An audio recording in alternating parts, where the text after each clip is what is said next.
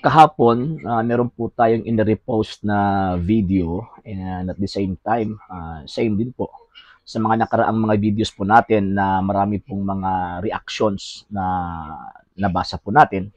Siyempre, nakita po nila doon na yung pastor na kaharap po natin na isang Bible Baptist pastor ay hindi po niya matukoy kung meron ba silang talagang koneksyon sa Panginoong Jesucristo.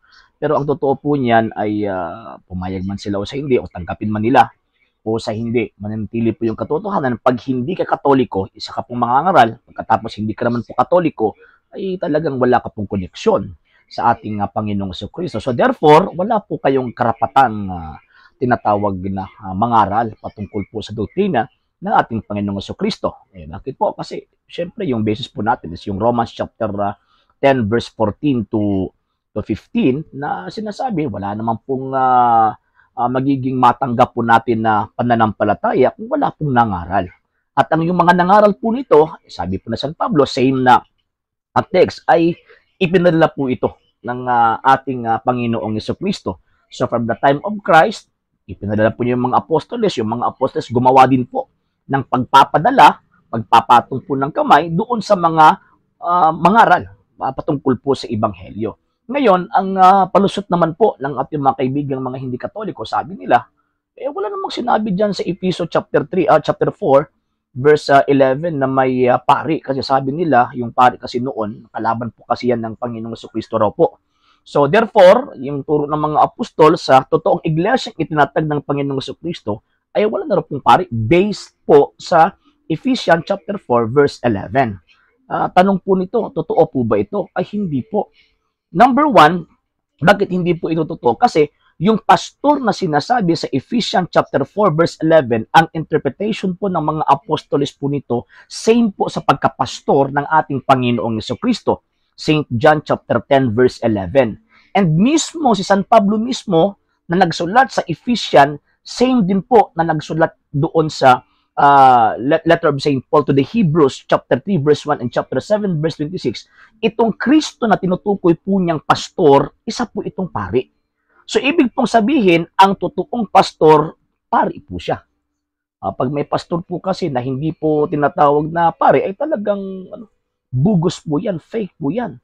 So yung sinabi sa Ephesians chapter 4 verse 11 na pastor, tumutukoy po yun sa fullness of priesthood. Bakit po? Kasi yung pagka-shepherd po kasi, it is an office po kasi. And sa ibang translation or version ng banal na kasulatan, ang sinabi is mga gifts. Refer po ito doon sa opisina na hinahawakan po ng isang ministro o ng isang pari sa loob ng kanyang iglesia. Bakit po? Kasi ang totoong iglesia ng ating Panginoong Jesucristo, Revelation chapter 1 verse 6, ito pong iglesia ito, kaharian po ito ng mga pari. Pangalawang punto, sabi nila, hindi na raw po tinatanggap ng Panginoong Jesucristo ang mga pari kasi kalaban raw po ng Panginoong Jesucristo ang mga pari. Mali po yun. Bakit po? Kasi ang kalaban po ng ating Panginoong Jesucristo ng mga pari, refer po yun sa mga Jewish priest. Hindi po kasali doon sa mga paring itinatag po niya kasi siya po yung punong pari. Siya po yung high priest na sinabi na St. Paul. Hebrews chapter 7 verse 26. And sabi din po ni St. Paul again sa chapter 3 verse 1 na ang ating Panginoong Jesucristo siya po yung punong pari sa ating pong pananampalataya. So kung meron po tayong inaaniban na sekta or inaaniban na isang denominasyon pagkatapos wala po tayong kinikilala pong pari or wala po tayong pari ng ngangasiwa sa ating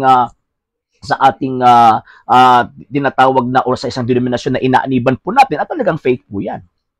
Pangatlong punto, yung shepherd po na sinasabi maliban po sa sinasabi ni St. John na si Panginoon Jesucristo ay pastor, pagkatapos sabi ni St. Paul ay pari, same din po sa sinabi doon sa Acts of the Apostles chapter 20 verse 28. Ano po yung sinabi po diyan na itinalaga or pinili po ng Espiritu Santo itong mga taong ito para maging obispo, para mga siwa sa iglesyang binili ng Panginoong Jesucristo ng kanyang sariling dugo.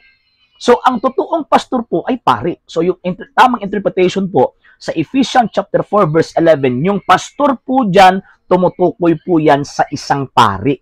Bakit po? Kasi, syempre, di ba, sinabi ko po kanina, Yung pagkapastor po kasi charisma po yan, office po yan, gift po yan.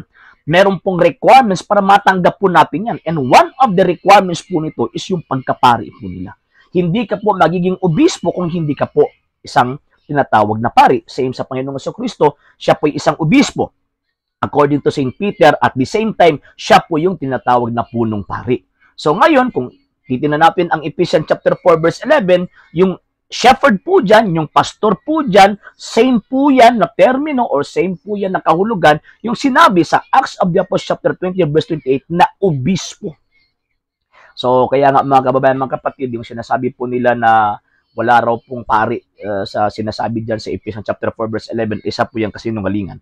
At nililin lang po tayo nila para at least hindi po tayo maniwala sa tinatawag na katuruan ng Iglesia Katolika. So yan po yung ginagawa po nila eh. Pero sa atin po, alam po natin yung katotohanan, alam po natin yung totoo, na yung Ephesians chapter 4 verse 11, yung sinasabing pastor po dyan, tumutukoy po yan sa obispo, yung nakahawak po siya, naka-acquire po siya, nakapossess po siya ng fullness of priesthood. So yan po mga kababayan, mga kapatid. And yun, sasagutin naman po natin yung ibang mga argumento po na itinatapon po nila sa atin. Okay?